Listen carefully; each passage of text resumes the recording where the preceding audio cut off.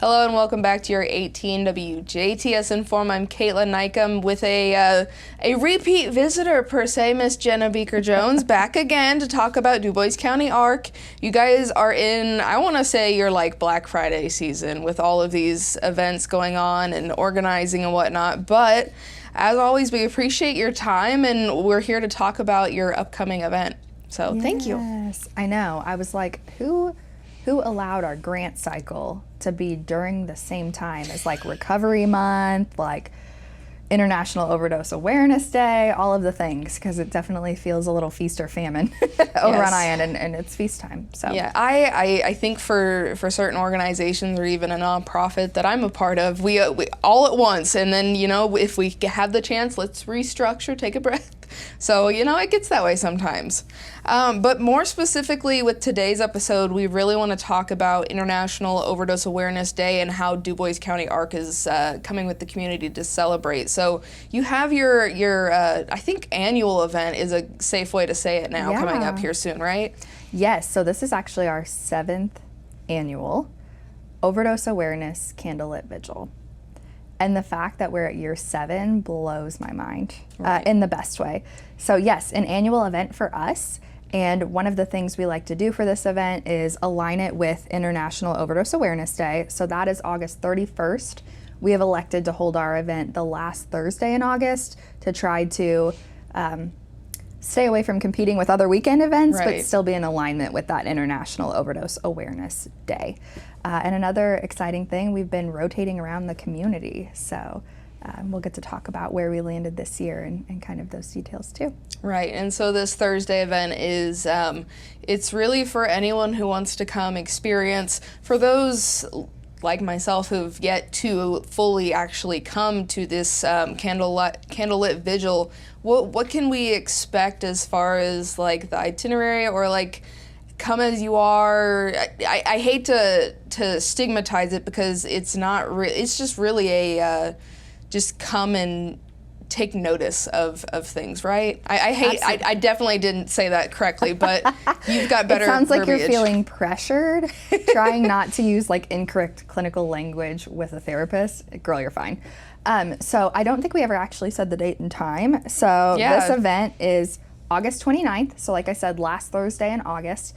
It's from 7 p.m. to 8:30 p.m. Eastern time, and that is at the Dubois Ruritan Park. So if you all know the park that's right inside where you're about to come to Dubois, where they have Septemberfest, that's where we'll be.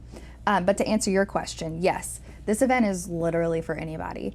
You can be someone who's directly impacted by addiction, like you've struggled yourself, or maybe you're like, I haven't fully kicked it and maybe I need some resources. We'll have that there. That is fine. You can be someone in recovery for literally any amount of time. If you stopped using yesterday and you want to come to this event, come on in. And then it can be for anybody who's loved someone who struggles with addiction, because sometimes it can be really hard to understand what that process is like if you haven't experienced it firsthand. And there is a lot of shame and stigma that goes with addiction in general, to where a lot of families, a lot of folks in the community maybe feel like they're the only ones dealing with it, and I promise you that you're not. So this event is really an opportunity for us to honor those that unfortunately have passed due to overdose, to inspire hope for those who are currently working to battle their addiction, maintain their sobriety, or love someone who's in either of those categories. I mean, you could just be an interested community member. There's really no like, please don't ever feel like, oh, my experience hasn't been bad enough or my experience hasn't been direct enough. I can't come to this event. For anybody in the community. Right, and I did hear you've got some sponsors really helping to make this event possible, right? Yes, so let me give you an outline because that lends to some of the sponsors. But this event, if you've never been, has a pretty standard outline at this point because we've been doing it a minute. So what we'll do is you'll come to the event, we will welcome you. We have 2 speakers lined up.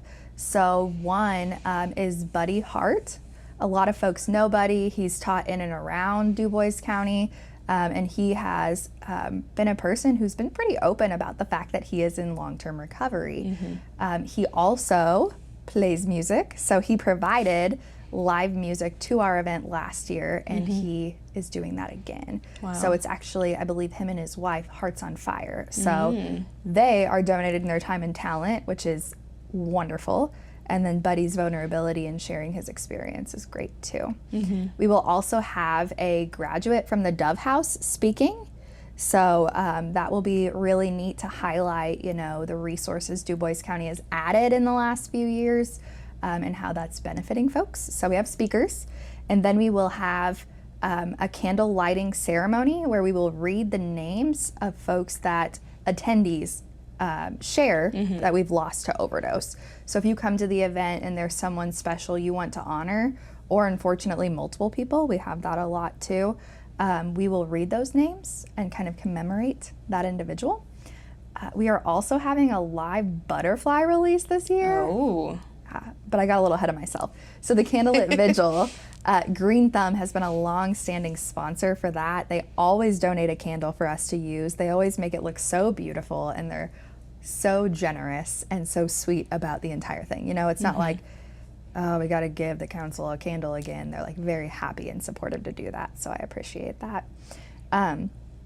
So Candlelit Vigil, name reading, live butterfly release. So we actually got the butterfly dealer information from Safe Haven Recovery Engagement Center, who has been very supportive of the event. In past years, they've had folks that are part of that organization speak. So we'll be doing that. And we will also have, I believe we're doing a poem reading, which is more geared towards giving hope and sending a message to folks who have loved someone that have struggled with addiction. And then the end of the event, which is arguably probably people's favorite part of the event, is the open mic portion. So anyone in attendance can share their own experience, whether they're a person in recovery, a person in addiction, someone who loves either of those folks. So out of all of those things, the council obviously puts on the event.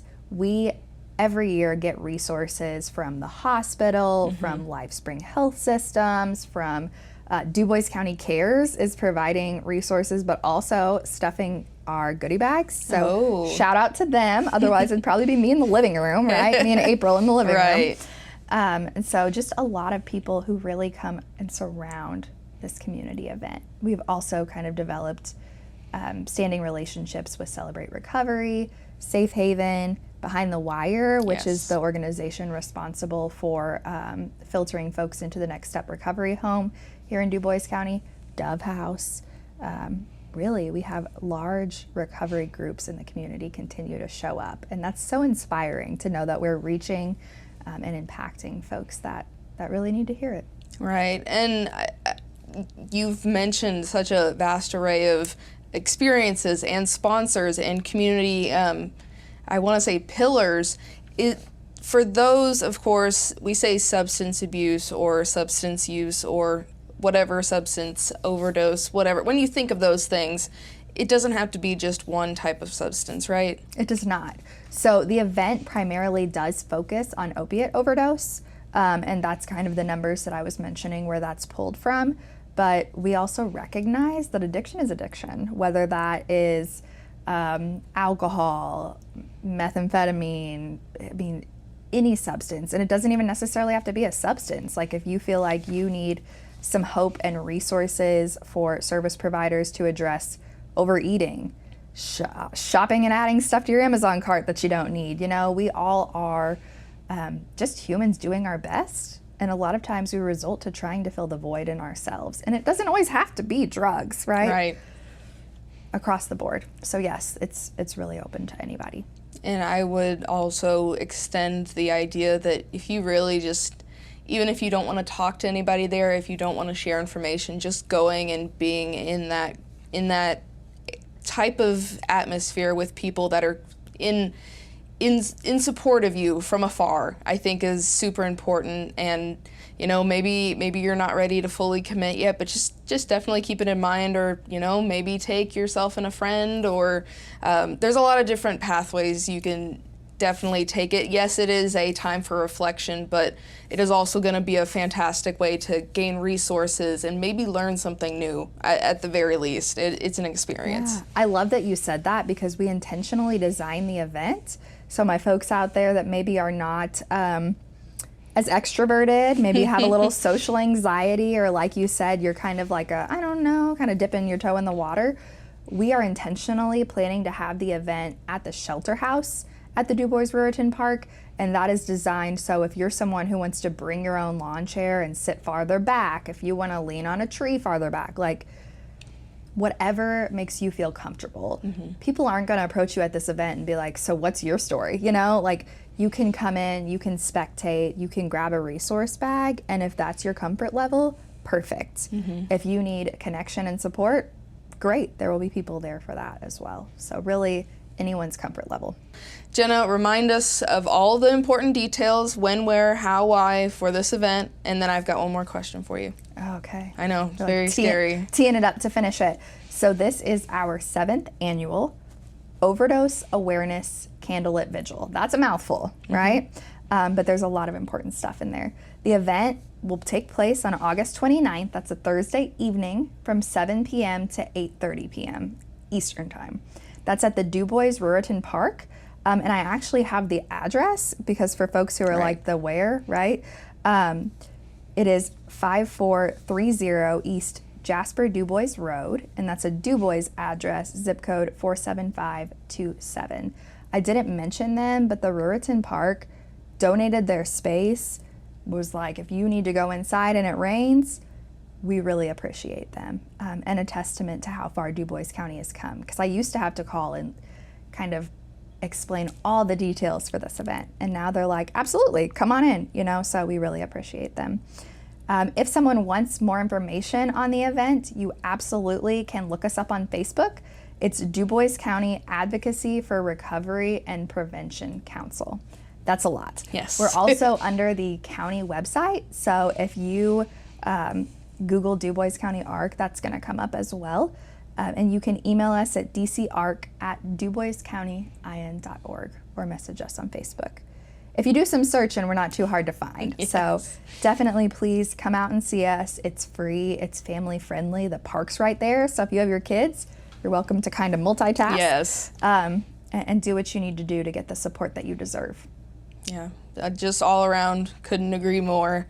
For maybe those who already have plans for the 29th, they're unfortunately hearing about this a little too late. What are some upcoming opportunities or ways to get involved with Dubois County ARC?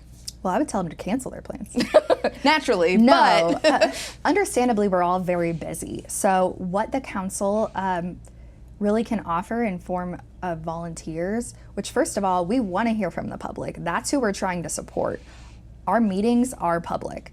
So unfortunately, because we're also in our grant cycle, there's not a September meeting, but literally every other month of the year, there is a meeting. It is the second Tuesday of the month at 11 a.m. Eastern Time, and we have been meeting in the Hickory rooms of the Jasper Library. So if you want to know about those meetings, you're welcome to attend them. You're welcome to reach out to us via email, and we can give you those details. I would say that's the best way to get connected. If you're interested in volunteering for the vigil specifically, we will be there early setting up. So please reach out to us if you want to volunteer. Sure, we'll find something for you to do. And I'll be back. Actually, I'll hopefully delegate out someone else to do the In.form to talk about the fun run, which will have volunteer opportunities as well. Yes, so we're not going to hear about you like a groundhog, and we won't see you again until next year. You guys are steadfast in a lot of different things through the rest of this year, truly. So, you know, Jenna, we hope you have a fantastic vigil again this year. 7 is a lot, but you know we're gonna see you to 8 and 9, and you know you're gonna make double digits eventually. We had over 100 attendees last year, so no pressure, but we're expecting at least that much, if not more. That is fantastic to hear. But thank you, of course, for kind of diving into this and really just opening up the doors for some people, because that's sometimes what we need when we don't realize it. So thank you. Well, it's not just me, right? This council is made up with wonderful community members working in really all kinds of capacities. We're not all therapists. We're not all like working specifically with substance use, because we know that addiction impacts our community, whether you feel it directly or you do not. So it's a very important thing to address, and I have a lot of really cool people on the council who unfortunately just couldn't be here for In.form today.